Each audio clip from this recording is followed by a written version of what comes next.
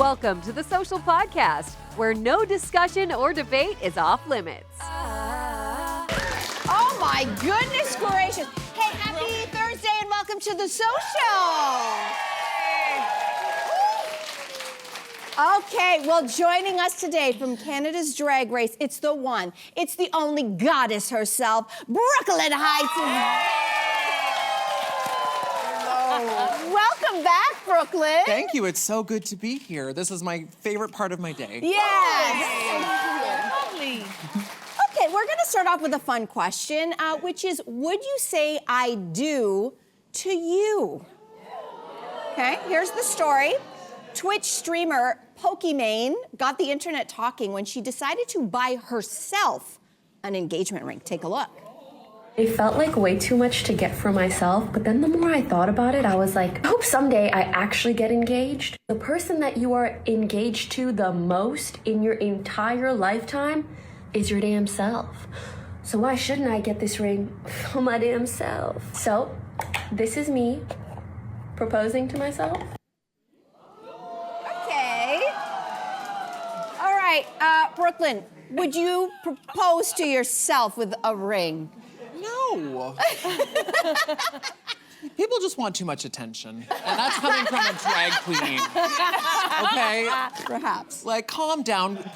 Put a down payment on a house. That's it, How right? about that? Don't buy yourself a ring. Like, I mean, if you have the money to and you really want to, do your thing, but don't be like, hey, I'm marrying myself. I'm choosing me. Would you buy yourself an engagement ring? Like No! I would like buy myself a piece of jewelry, but I'm not like, I'm marrying me. Yeah. It's so like you want attention for me. It's cheesy. Yeah, Well, it's this a is little gonna be cheesy. awkward, so I want to buy myself an engagement ring. No, but hear me out. I do, thank you, darling. Thank you. I do. But here's a little secret. I, for years, have had a secret Pinterest account that is just engagement rings. Oh my gosh. And it's this very specific ring. It is a 4.5 carat oval with pave diamonds on the band. Like, I know exactly what I want.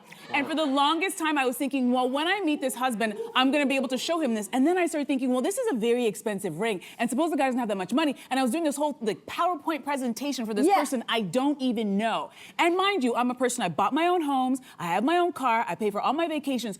And I thought to myself, why am I waiting to buy myself a piece of jewelry? Is it because a specific look of a ring? Like, I don't want to call it an engagement ring. It's just a ring. That's it. And why am I waiting? Yeah. What am I waiting That's for? where it gets tricky, though, because I was in Calgary a couple months ago, and I was just in a jewelry store. I found myself in a jewelry store, and I started trying on rings, and I was like, you know what? I'm married, but I'm gonna buy myself a ring. And it wasn't until I got home and I was wearing it, my mom goes, what's that on your finger? It's an engagement ring. And I'm like, It's so pretty. it does Very this, nice. but that's the thing, it automatically becomes this conversation piece where people assume it's an engagement ring. Can it just be a ring? Yes. It happens to me all the time. I am so happy that you are also maybe slightly frugal when it comes to jewelry. Because I could never spend like that. You know, when they say like the 6 figures, sometimes more, like on a ring, that just blows my mind. But I do have a lot of cheap, very sparkly things. And one of these rings only fits on this finger. Look, I'm on that one. Yeah. And this is the one that you get. Careful. I know, I am being so careful. And so it only fits on this finger, and then whenever I'm around, people are like, Did you get and I'm like, engaged? why Speaking can't of- it just be pretty? Speaking of cheap jewelry, can you see the green? I can see it.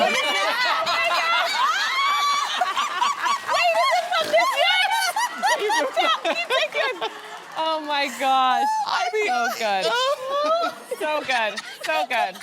All right, so while you get that green off your finger, let's move on to our next topic. Now to a nerdy resistance movement. A writer for the Wall Street Journal suggests that we should get together with friends to tackle those administrative tasks that drain our spirits and throw the lamest party ever. No. It's a real rager where you all organize your desktop, fight a mysterious bank charge, or negotiate a better insurance rate.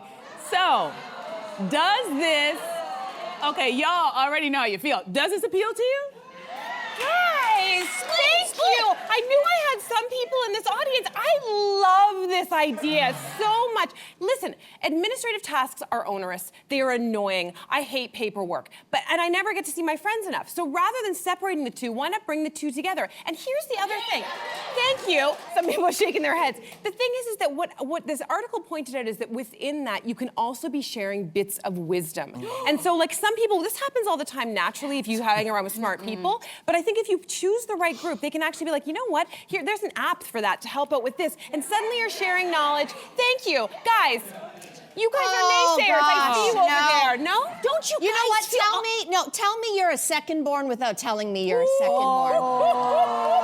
Them's fighting words, Mel. I say it with love. I'm going to tell you why. It's nothing wrong, but firstborns and secondborns, we do things totally differently. Yeah. Clearly, if that works for you, good for you.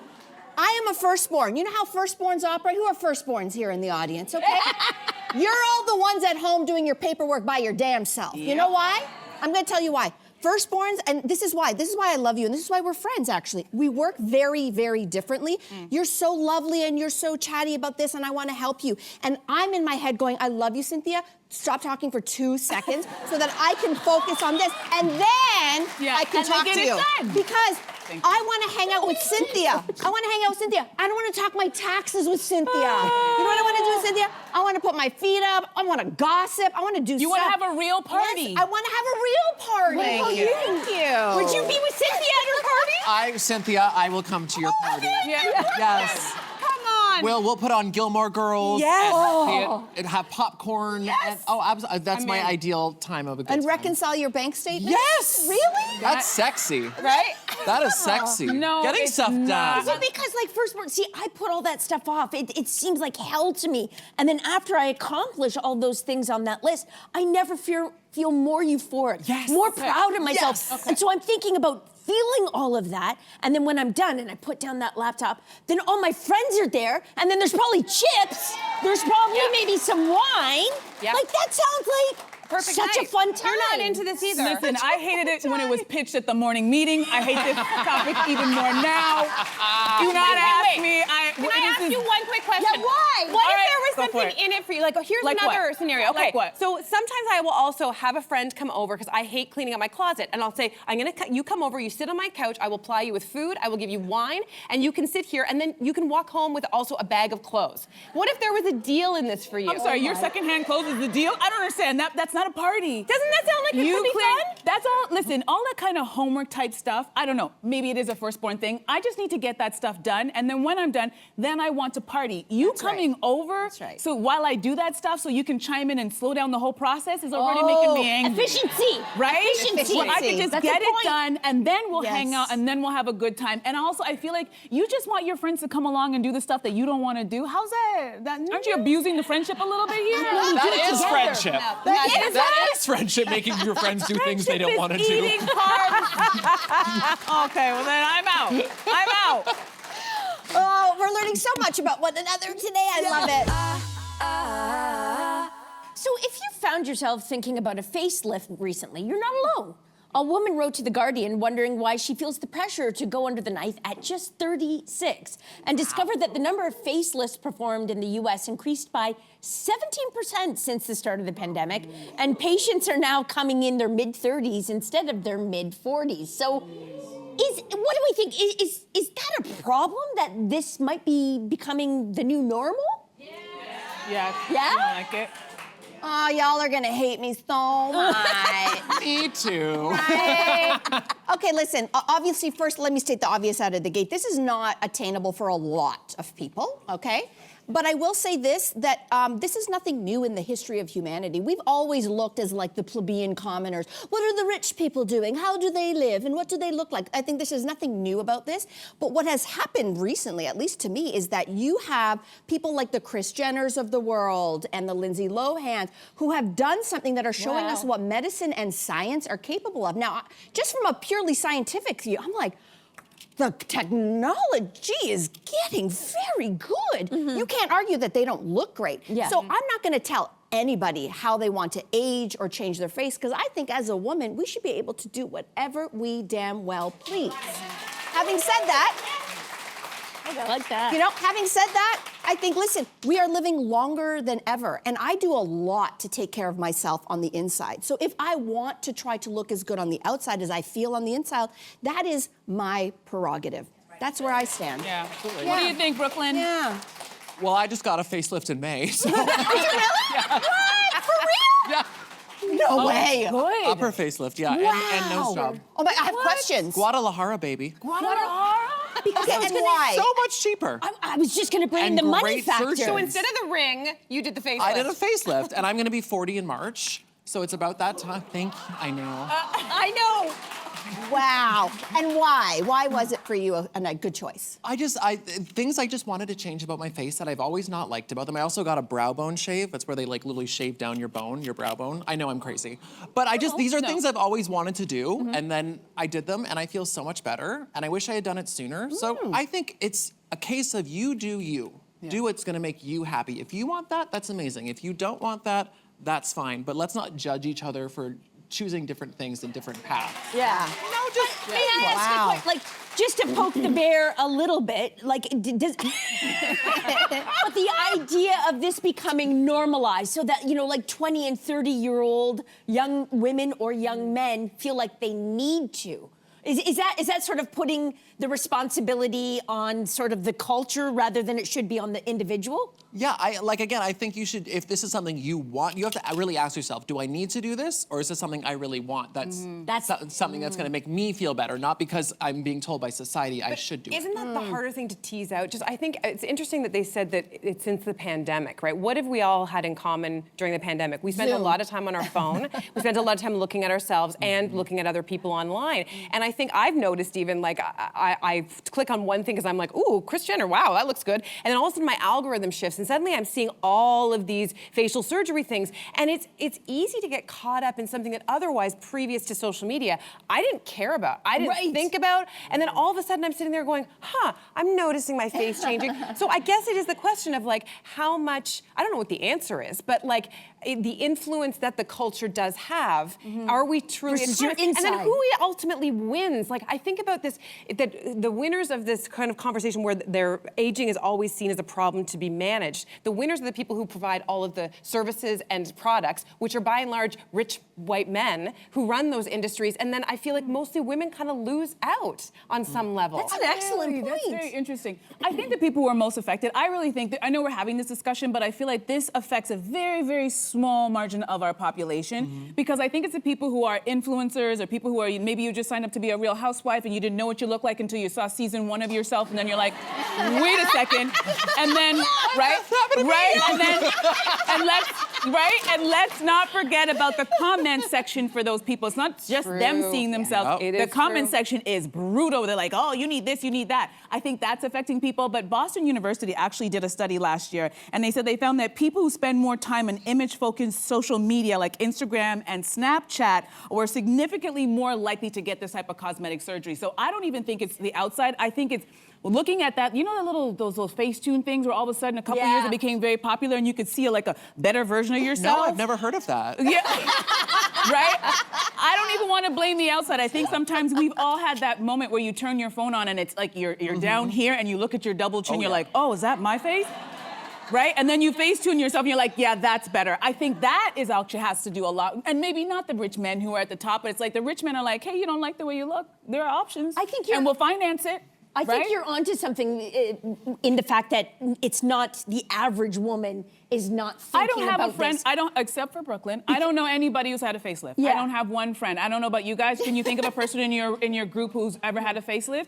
I don't know anybody. So I think it's a very specific That's why group of people. when a 28-year-old woman appeared on a UK show, and she was there precisely because she got a facelift at that age to appear more refreshed and rejuvenated, it was such a big, extraordinary deal that People magazine picked it up, which tells me it's not like a pandemic of 20 and 30-year-old woman doing this. Otherwise, People magazine wouldn't be interested in the story. And I'm okay keeping it that way simply because of the money. If I wouldn't spend $1,000 on a ring for myself, you better...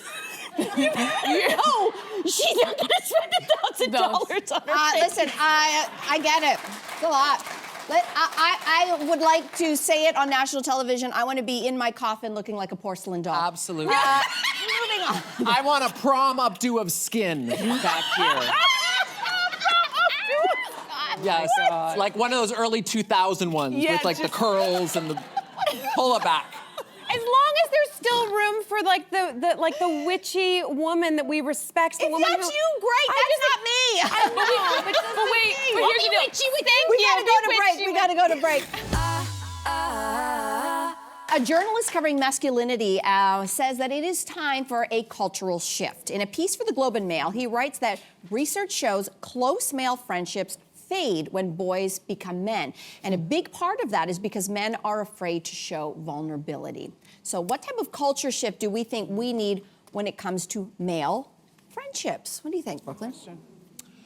I think we need to teach our boys about vulnerability and how to share their feelings with other boys and just be okay having emotions and feelings. And I think teaching them how to communicate that, I think that's the big thing here. And I think that'll kind of carry on through their lives because like what you learn as a child just stays with you. Like the trauma of like being told, don't cry, or that stays with you your whole life. So I think if you raise boys to be better men, boys to men.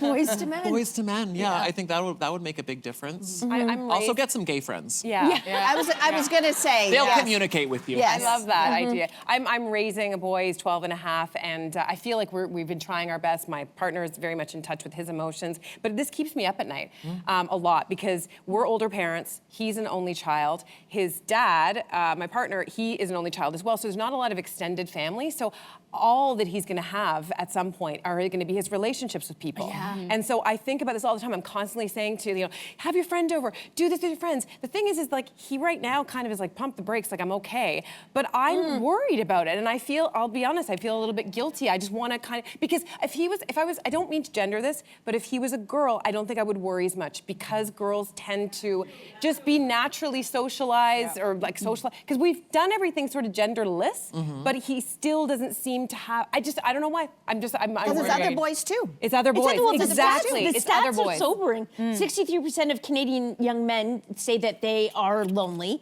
73% represent opioid deaths, and 3 out of 4 suicide. So, like, this is not something that we can deny is actually happening, but it's a bit tricky for me to fully appreciate because my male friends and family members seem to be so healthy in this regard. I'm not denying that it's happening, but it's like, what are the men in my life doing so differently? Yeah, this is a generational thing as well, because all the men that I know, whether I'm related to them or friends or ex-boyfriends, they always have a healthy group of friends that they've had since childhood. So when I hear this, I'm like, that's just the opposite of what I'm seeing. But I will say this, my dad was a very social person. He had a soccer organization. We had people at our house every Sunday. But when he got sick and got older, those friends were hard to find. They were not coming around. So I felt like the men were okay with each other when it's like, yeah, let's get together, let's socialize. But when you actually need them and you're gonna be more vulnerable, they did not know how to handle that. No. So that was very interesting. So you're right, the vulnerability and having those conversations and knowing how to communicate can help them. Even if they are socializing, what kind of socializing are they doing? Are they actually opening up when they're with each other about what's going on in their lives? Right? And that's a really hard thing because we in our culture have done such a good job of raising empowered girls. So we've decided that femininity is great, but we've asked our girls to lean into more masculine realms. We have not asked our boys to lean into more feminine realms. And when I say I'm using the term masculine and feminine, but I'm not attaching it to gender at all. What I am seeing is Professor Scott Galloway, who's got a great podcast if anybody knows him. He's just written, you know him. He just wrote a book about this, and he says we are creating a new gender of asexual, isolated boys and men. And he said why that's happening, there's many reasons. And one of the things he points to is the proliferation, particularly in the States, of young, white, male shooters. And that is the extreme, extreme case of boys who are isolated, don't have friends, are not encouraged to be vulnerable and share their emotions.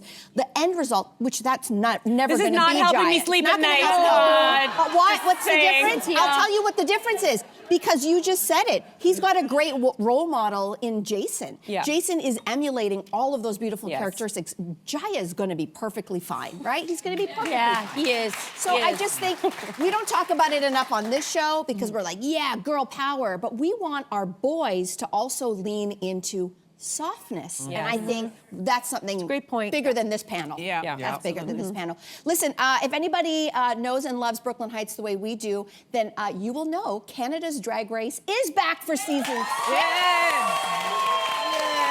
Season 6 is back. So it premiered episode 1 of season 6. It premiered last week. It was a huge episode because the one and only Paula Abdul was there. Paula showed up in the workroom to surprise the queens. We got to see you, Brooklyn, lip sync assassin on the main stage again. my Which, listen, this is the first time any host of any drag race has actually taken the main stage to do this again. So listen, what do you think is going to set season 6 apart from the rest? It's so beautiful. Yeah, Yeah. Thank you. That's my sport. That is your sport. What's gonna set this season apart? I mean, every season I get so excited for the queens because I fall in love with each cast differently. This season is just so spicy. There's so much personality. There's so much good drag, and they just. I think this season, what stands out from this season is that they are not playing nice. They're playing to win, which is very un-Canadian of them. Very un-Canadian. But I love, because we're making reality TV here, and Yes. they bring the heat, they bring the drama, they're just bringing everything, and they were just so present and happy to be there and joyful at the same time, and just like they left everything on the floor. Love It was Yeah, wonderful. listen, you know, we're a huge fan in our household, and if episode 1 is any indication, season 6 is going to be a banger. It's a wild ride. Brooklyn, always love seeing you. Thanks for coming back. Thank you. I love you all. Thank you. We want to remind you, you can watch a brand new episode of Canada's Drag Race Season 6 tonight, 9 p.m. Eastern, only on Crave. Cannot wait. Subscribe to the Social Podcast so you don't miss a fiery debate. Until next time, socialites.